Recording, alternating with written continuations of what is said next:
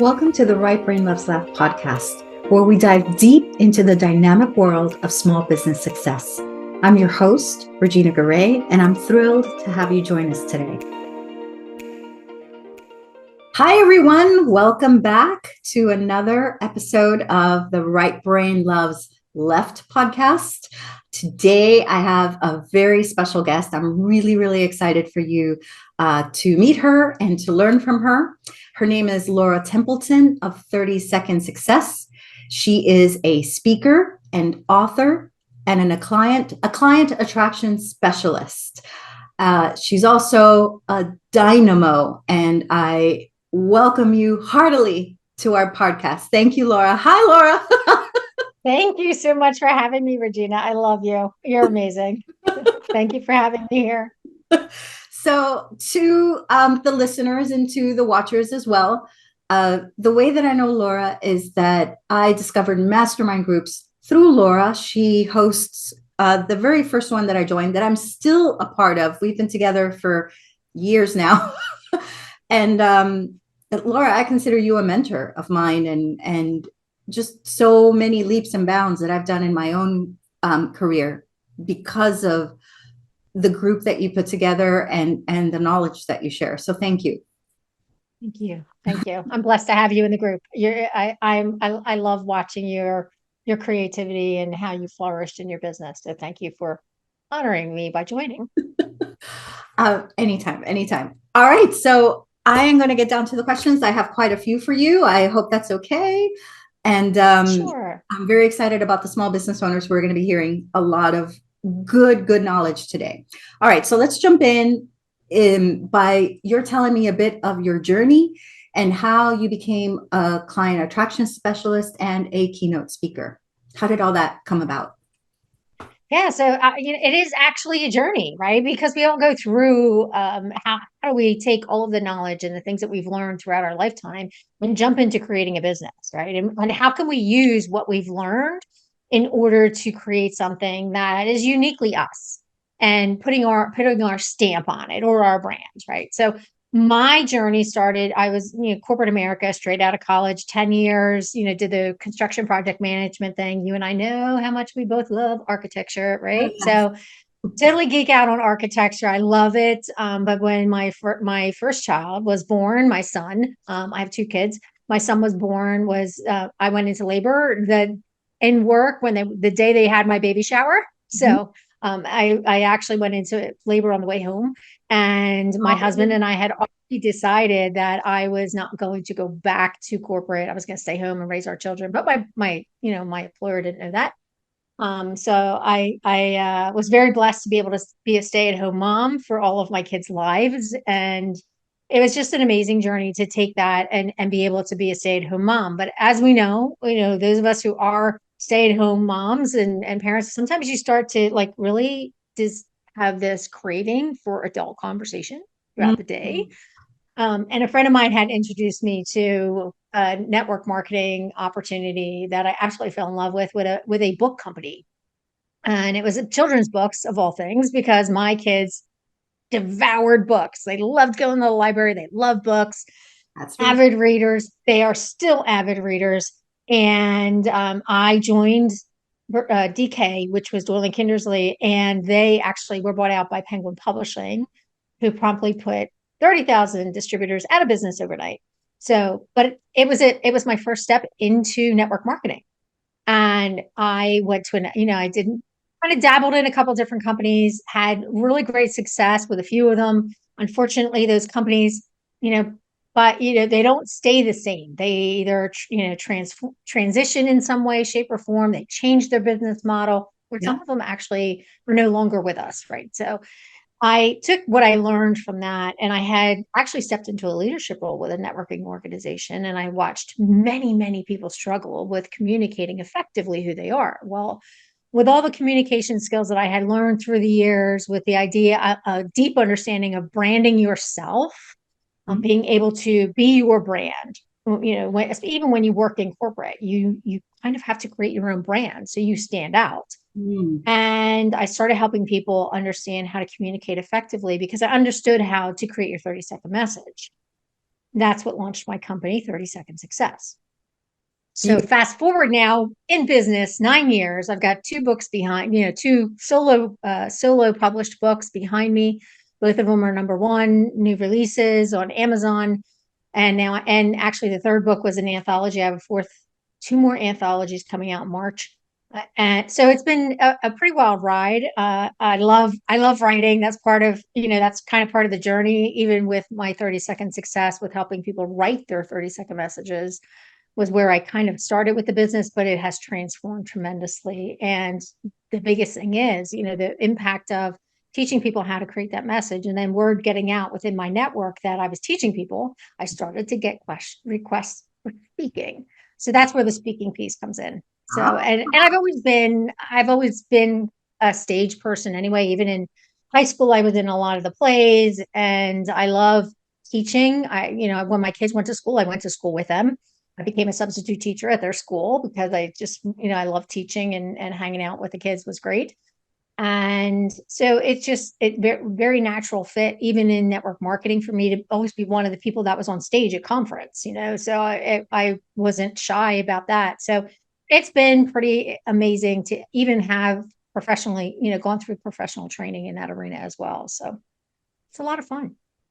I know and I've seen you speak a little bit, and you're very engaging, and I can see where that love comes through for your love of teaching, and then translating that to speaking in larger groups. So it's kind of like a natural. I think many small business owners can loan themselves to public speaking, if they find that a natural extension of their brand, and it works for you.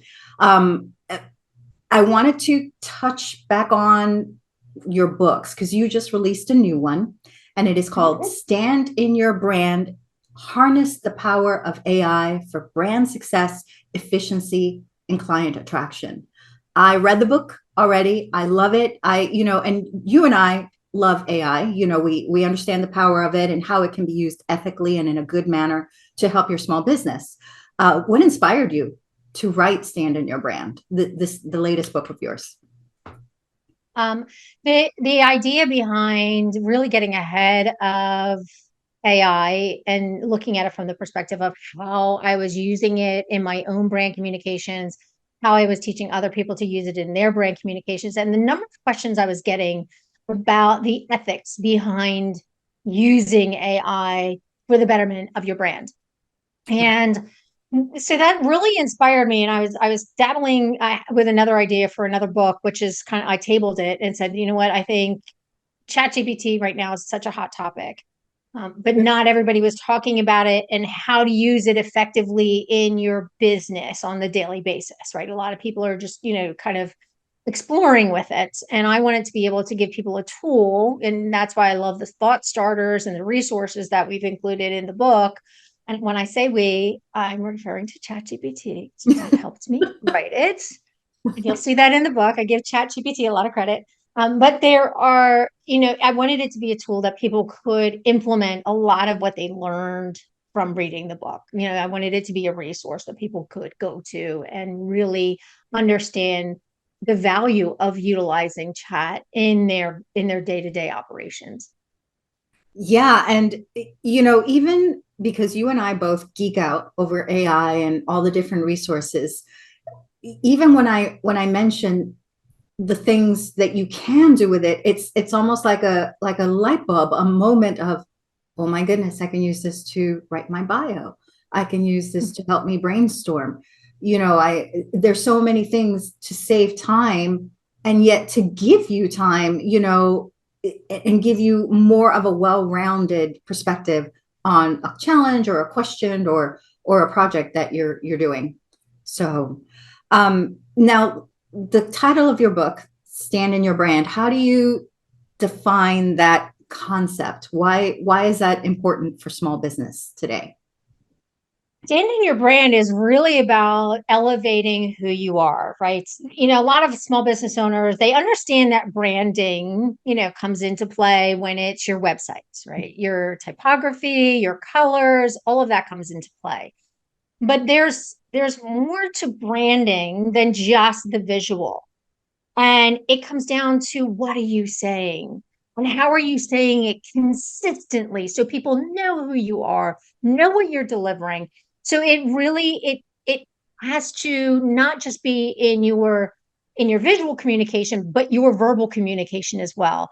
And standing firm in what you believe, Mhm. and that's what standing your brand is really about. It's bringing your vision, your values, your mission to your message, and making sure that everything is cohesive and you are putting it out into the world with consistency.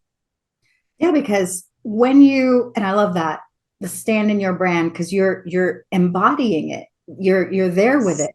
And the end goal of that is to attract the right end clients, your target audience, the ones that you're really speaking to. So Yes. can you share with me some strategies that you recommend for businesses to attract their ideal clients?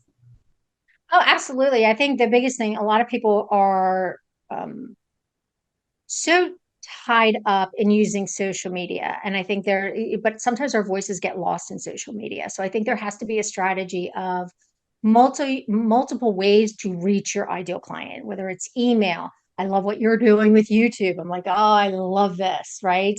Getting out there on YouTube, building a YouTube following is one of the best strategies you can do, because people love the visual, right? Video gets the most likes and engagement of any other platform, right?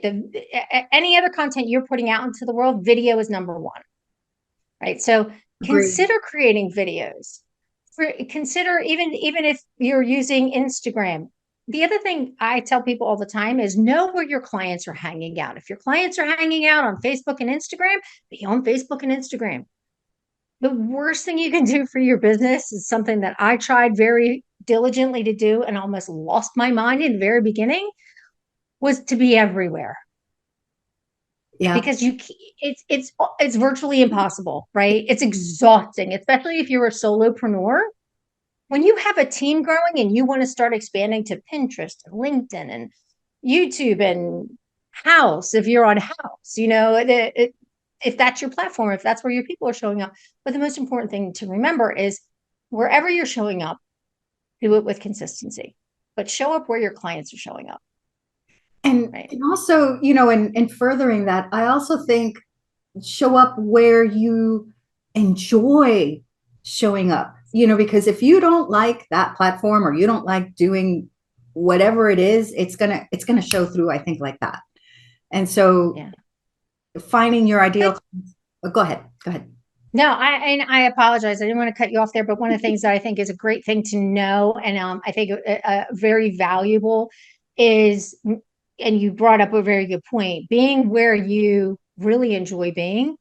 That is one of the things I encourage people to do, and you'll find a lot of information about it in my first book, 30 Second Success: Ditch the Pitch and Start Connecting, is networking. There's so much value in networking, but you need to make sure that you are hanging out with the right people. You either need to hang out with the people that need your help, or you need to hang out with the people that know the people who need your help. That's right.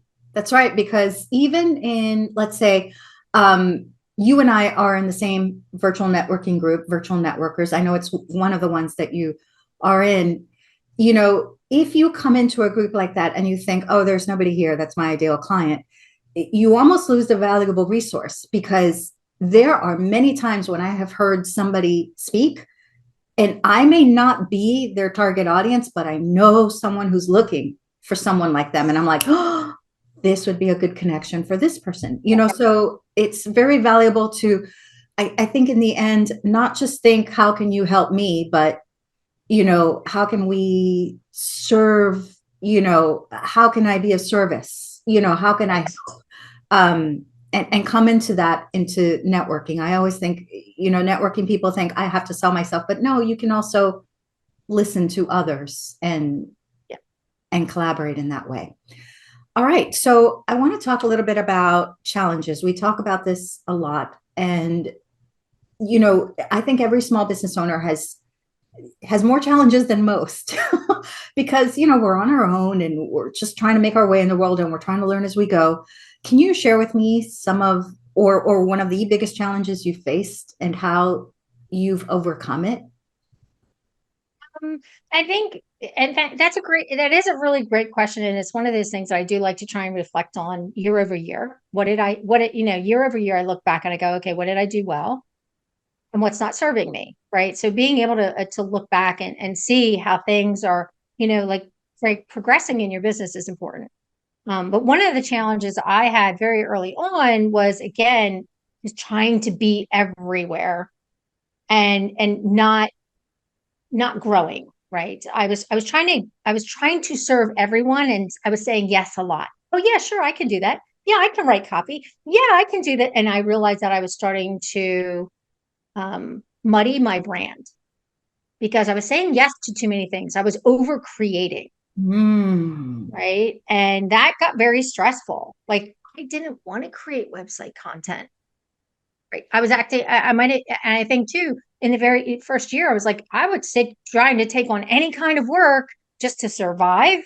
But I was also looking at what do I like doing? And if Right. I took on a project and I didn't like doing it, I did not say yes again. That's like, yeah, no, we're not doing that again.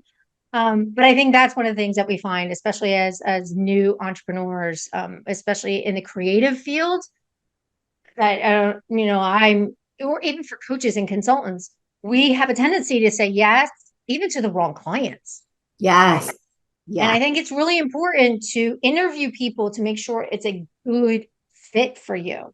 Mhm. Find out what they're really like. What's their personality? Is it a good fit for you?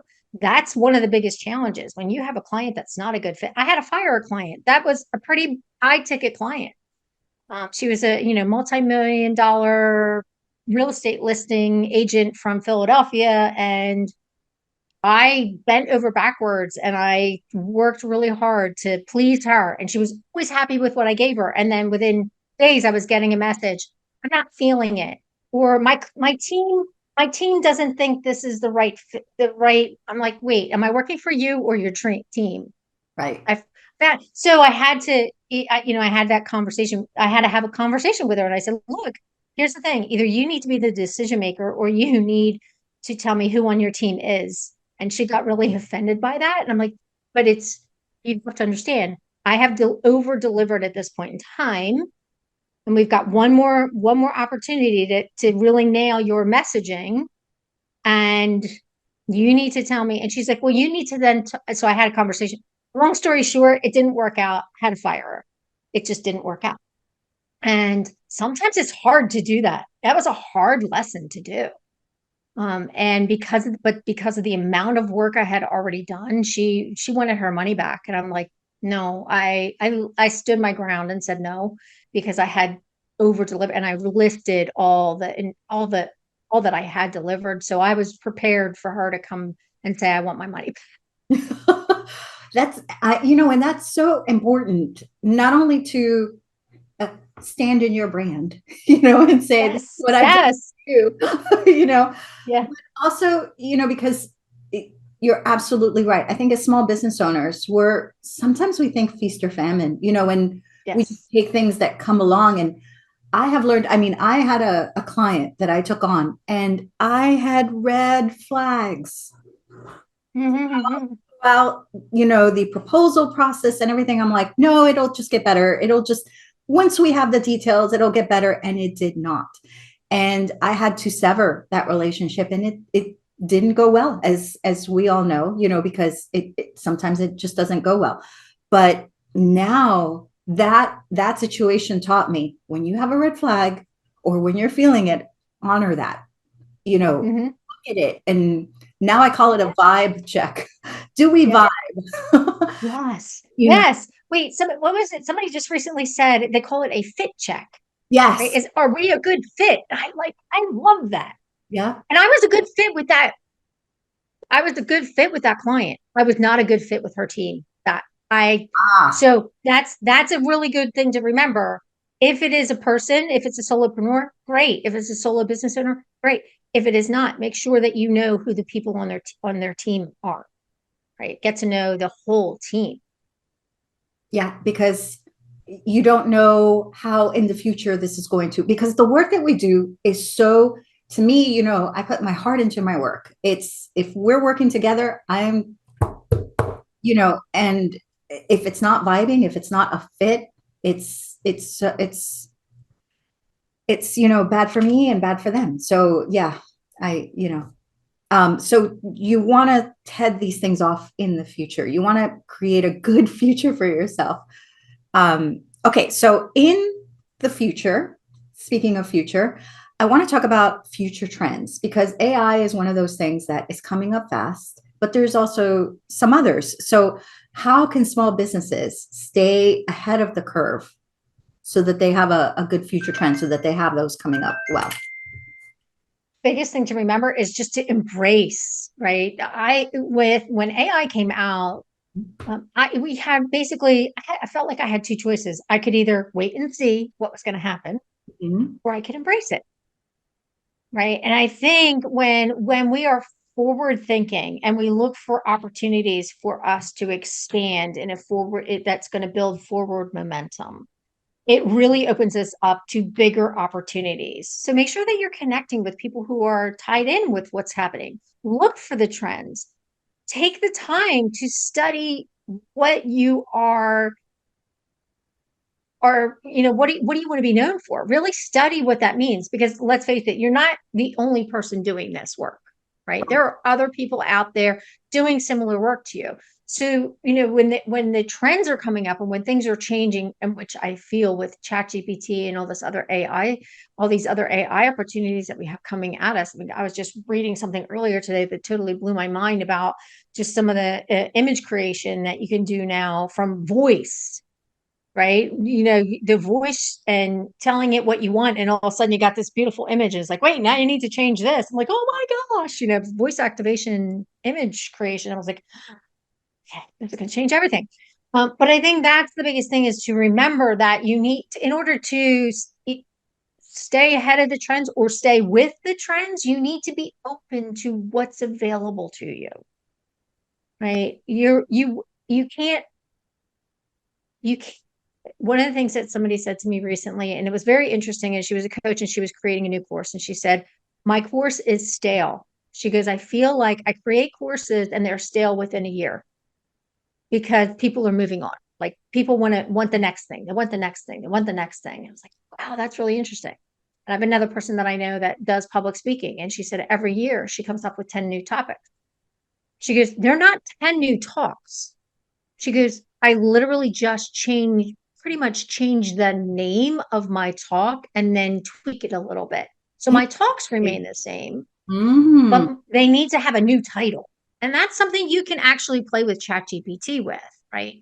So I think really incorporating, and even I have asked ChatGPT, what are some of the new and creative ways that I can stand out in the marketplace, right? What's Mhm. something new that I can create that no one else is talking about? Yeah. And you input So your target audience, you input, yes, obviously what you do, or, and it gives you well-rounded answers for you to yeah, consider. yes. And speaking of the target audience, if that's one of the things I'm working on right now, is a mini course, which I'm going to be offering shortly, is teaching people how to do their custom instructions.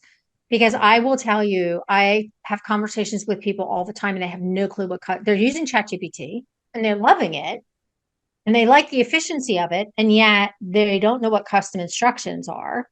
And that's, giving it who you are, your brand, what your voice is. You can basically put it in once and not have to put it in again, as opposed to every time you ask chat for something, putting in Right. your Putting in who you information, are and everything, right? it already knows. Yeah.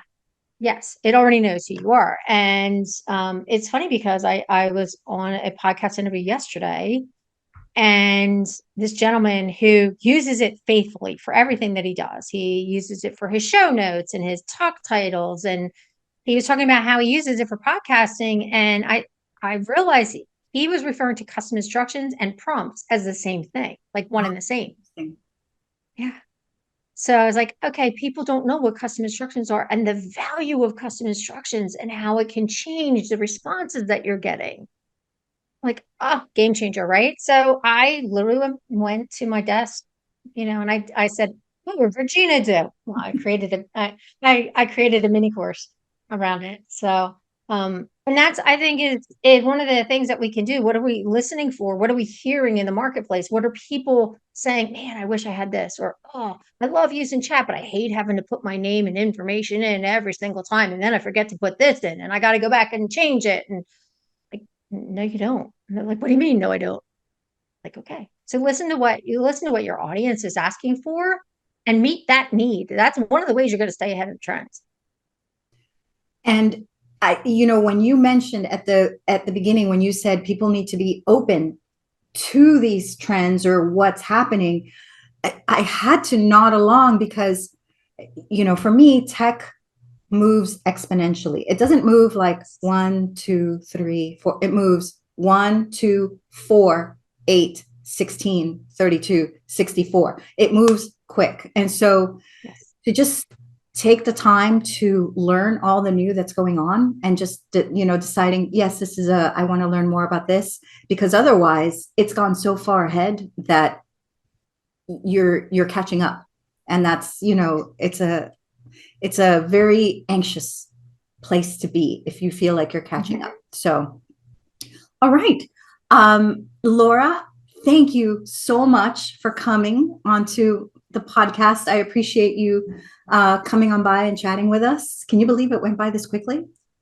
No, it did go by quickly. So we're going to have to talk again because I just love hanging out with you, Regina. It's so awesome. It's so funny because we need several episodes to chat. Yes, Can you let the readers and the listeners and the watchers know how to contact you? What's your website? Where to find you on social?